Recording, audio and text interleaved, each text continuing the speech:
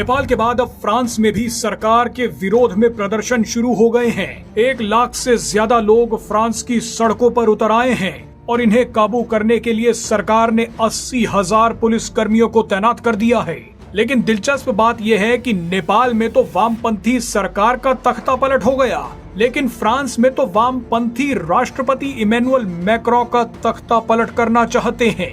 Emmanuel Macron जानते थे कि फ्रांस में ऐसा कुछ बवाल होने जा रहा है, इसीलिए वो अपनी छवि सुधारने के लिए बार बार पीएम मोदी को फोन भी मिला रहे थे। वो ऐसा क्यों कर रहे थे वो आपको वीडियो में आगे बताएंगे, लेकिन उससे पहले देखिए कि फ्रांस में बवाल क्या हुआ है।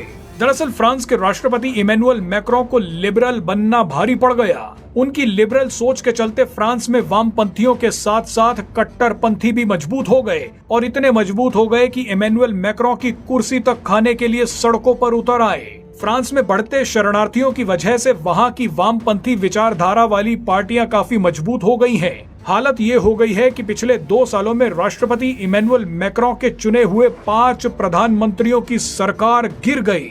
8 सितंबर को फ्रांस के प्रधानमंत्री फ्रांसवा बायरू ट्रस्ट वोट हार गए क्योंकि वामपंथी मेजॉरिटी में है, और वामपंथी इसलिए मेजॉरिटी में है क्योंकि फ्रांस में वामपंथियों का वोट बैंक यानी शरणार्थी भर चुके हैं। प्रधानमंत्री फ्रांसवा बायरू के हारने से 2 दिन पहले ही इमैनुअल मैक्रों ने पीएम मोदी को फोन मिलाया था। इस दौरान क्या बात हुई थी वो आपको आगे बताएंगे, लेकिन पहले ये जान लीजिए कि फ्रांस हमेशा से एक हंग पार्लियामेंट रहा है। फ्रांस की राजनीति में बजट हमेशा से टकराव का बड़ा कारण रहा है और इस बार भी बजट ने ही इमैनुअल मैक्रों की मुश्किलें बढ़ा दी। सत्ता खो चुके प्रधानमंत्री बायरू ने कुछ दिन पहले ये बताया था कि 2026 में उनकी और इमैनुअल मैक्रों की सरकार कैसा बजट पेश करेगी। बायरू का कहना था कि देश का कर्ज अब बहुत ज्यादा बढ़ चुका है, इसे कंट्रोल करने की जरूरत है। उन्होंने बताया कि फ्रांस का कर्ज देश की जीडीपी का 113% हो चुका है।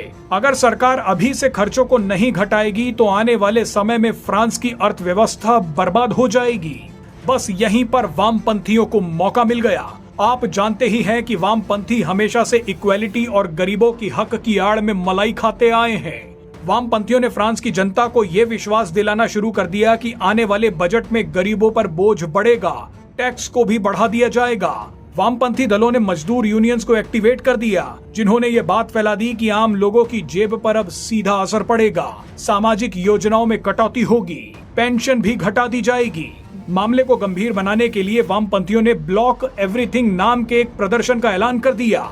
आज जो फ्रांस की सड़कों पर दंगे हो रहे हैं वो ब्लॉक एवरीथिंग नाम के प्रदर्शन के तहत ही हो रहे हैं। वामपंथियों ने इस प्रदर्शन में कट्टरपंथियों और अल्ट्रा लेफ्ट विचारधारा वाले लोगों को सड़कों पर उतार दिया और आज फ्रांस की हालत ऐसी हो गई। लेकिन आपको बता दें कि मैक्रों खूब कोशिश करते रहे कि ऐसी हालत ना हो। इसके लिए मैक्रों ने अपनी छवि सुधारने और अर्थव्यवस्था को बचाने के लिए खूब काम किया। लगातार पीएम मोदी से बात करते रहे, यूरोपीय नेताओं का लीडर बनने की कोशिश करते रहे। मैक्रों ये दिखाते रहे कि यूक्रेन युद्ध में शांति का रास्ता वही निकालेंगे, इसीलिए वो बार बार पीएम मोदी और यूरोपीय देशों को यूक्रेन के एक अपडेट दे रहे हैं, मीटिंग्स कर रहे हैं ताकि फ्रांस की जनता के बीच उनकी लोकप्रियता दोबारा बढ़ जाए। मैक्रों खास तौर पर पीएम मोदी से लगातार टच में हैं। वो जानते हैं कि फ्रांस की अर्थव्यवस्था को इस वक्त सिर्फ भारत ही बचा सकता है।